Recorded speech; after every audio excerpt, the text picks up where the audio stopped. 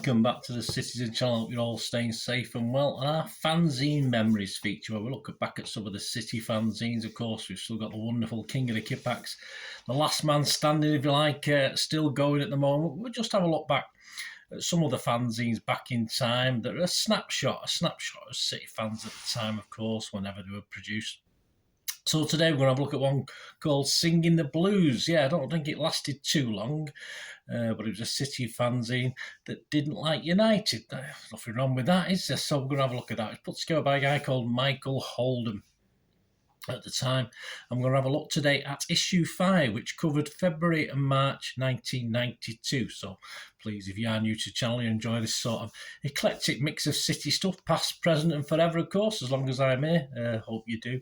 Leave us your comments, jump on board, press that subscribe button, all the things you need to do, notification button.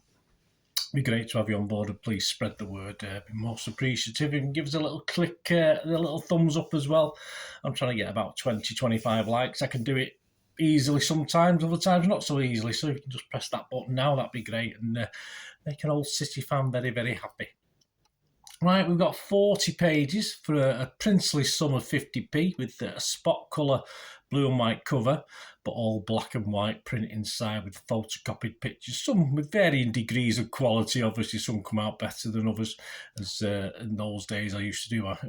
I started doing magazines back in the late 70s, early 80s, fanzines, if you like, and yeah, it was a bit of a mixed bag, trying to put photos in and stuff like that. For its time, yeah, it was uncomplicated, this one. A nice, easy layout, nice, easy A5 format, so it was easy to pick up and put down and put in your back pocket. So we're going to have a look at what's inside this one. And as I said, it's like a fan's snapshot, of course, of City at the time. Well, on the cover, you've got a tempting snapshot of 3 major English trophies. Yes, we would go on to win them some years later, of course. And the banner headline, "All good things come to those who wait." Okay, one of them changed into, we actually won that old English style First Division trophy within 10 years of this fanzine, but the other two would have to be a little bit longer. But it just backs up how, even then, we were always optimistic as City fans. Even, obviously in the top division, why not win it? And that's what we thought. But we'd accept top half by the end, or escaping relegation. But there's always a reason for optimism, and I think at this time, 92, 93, although we weren't perfect by any means, but we were certainly competing in the top division and doing okay. The editorial team was Michael Holden, as I mentioned, and he was also helped by a guy called Scott Loney. Still Dreaming is a review of our 1992 FA Cup run. A paragraph may have done this one, in fairness. We only played one game, a 2-1 defeat at, Middlesbrough. They will crop up now and again in this issue. But yeah, a nice page with all our sort of self-deprecating humour you'd expect from a City fanzine and City fans.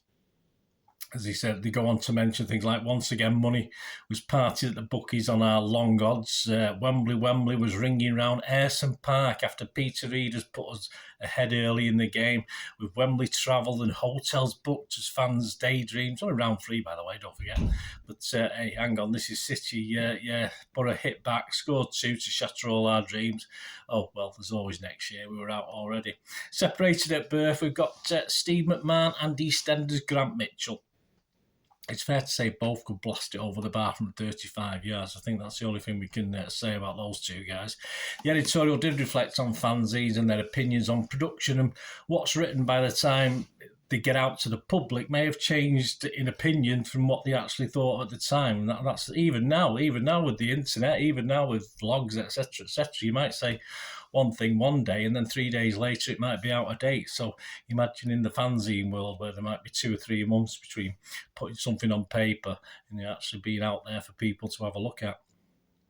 He also debunked claims that a £6,000 grant had been given to the zine by the Prince's Trust, apparently a scurrilous rumour put out by the Metro newspaper who'd interviewed Michael at the time. So not sure how that happened, but he denied all knowledge of this. But perhaps it was a backhander, perhaps it was a bung, I'm not too sure. 5,785 days and still counting is a snappy title, I must admit, of how long from when this article, which he wrote on the 31st December 1991, was, of course, from when we last lifted our last major trophy, which at the time is still a major trophy now as I'm recording this, was the League Cup, of course, in 1976. If you can work out how long it was between then and the FA Cup in 2011, just put your answers on a postcard. See, but I'm not going to work that out. I can't be bothered. Michael reflected on the gap with some memorable moments, of course, on the pitch without winning too much, but praised the continuing level of City support and the mainly good-natured attitude, citing things like the bananas, of course, and some of the best fanzines in football. Well, I can't disagree with that one. Even Swales always seemed to compliment the fans, not so much later in his tenure, of course, but certainly in the early days, he had nothing to compliment on the pitch, so he would always stick up for the fans, certainly in those early days. But Michael was defending the fans. There's been a growing trend of criticism for City, also from the media at the time, not just from other fans, but from the media. Surprise, surprise there. Certainly no change to what we get now. And he cited thousands of words by journalists castigating the fans. Yet when clubs like Liverpool and Everton and United, who had been reasonably successful, when their crowds turned on the players or booed or were silent for most of the games, there was nothing hardly ever said. But as soon as City fans started complaining, they jumped on us. McMahon, a raw deal. Yeah, this little feature looks at City's new guy, new Steve McMahon, of course, his latest signing. This was before he had his retirement home appointment, of course. And the verdict he made, well, if Steve was a consistent running the team without any injury problems and performs to his best of his abilities for 2 to 3 years, then it will be a sound investment. That's a very good verdict. I mean, again, answers on a postcard to that one, but he did stay till October 1994.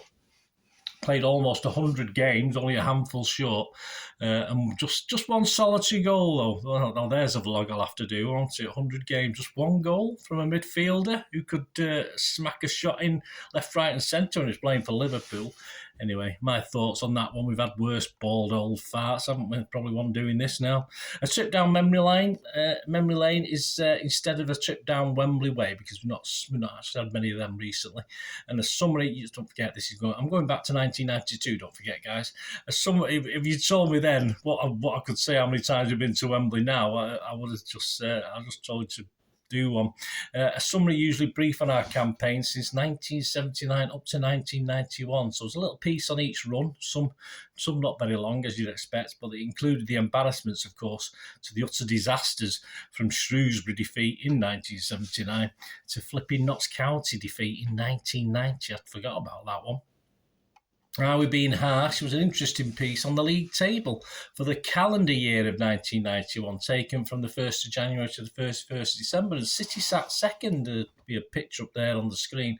City actually sat second in that, just 3 points behind United, although we had played 3 games more. And Arsenal would blow us a point behind. They played 3 games less as well. But Leeds just 1 game less and 1 point behind. So not bad from City. So quite an achievement. It was perhaps a style that City were playing and winning those games rather than results that appeared to upset a few City fans at the time.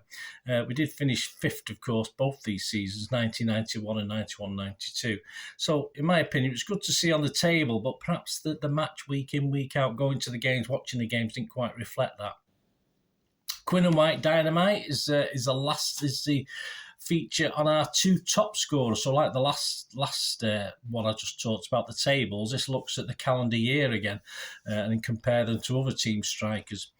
Ian Wright led the 1991 scoring charts with 23 goals. A bloke, some big-eared bloke called Lineker was second, and Alan Smith of Arsenal was third. But Whitey was fourth on 20, and Quinny was joint fifth with John Fashanu on 18. So it sort of partly debunks what I just said about the style of the football, because we were scoring plenty of goals.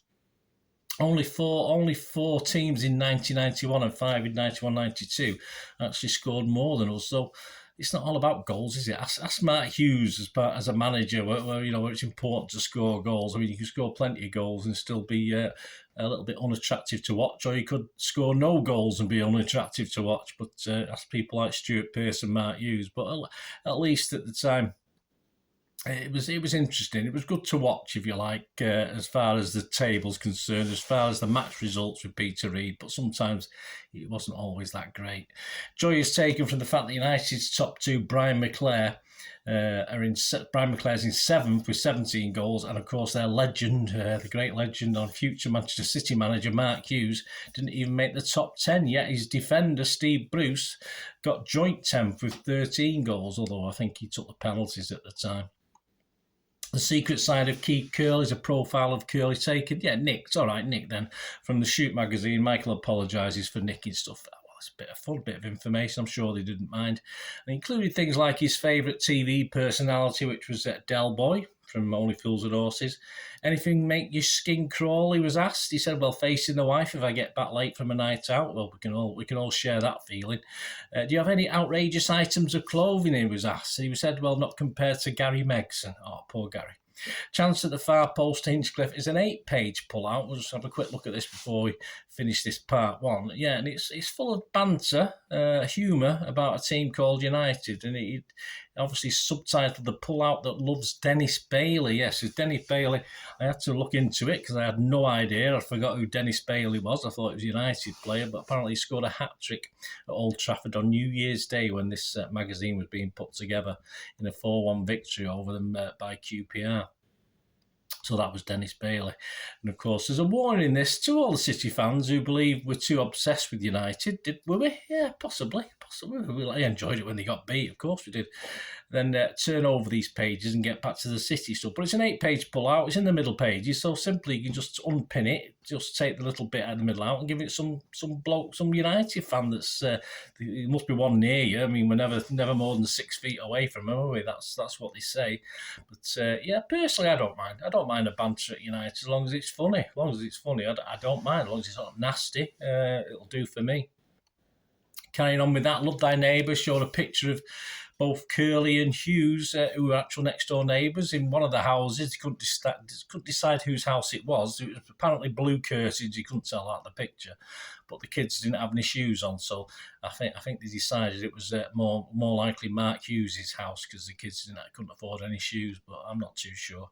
Medical warning was basically a warning about watching United and the fact that it can seriously damage your health. You know, you put it on cigarettes, you should put it on supporting United.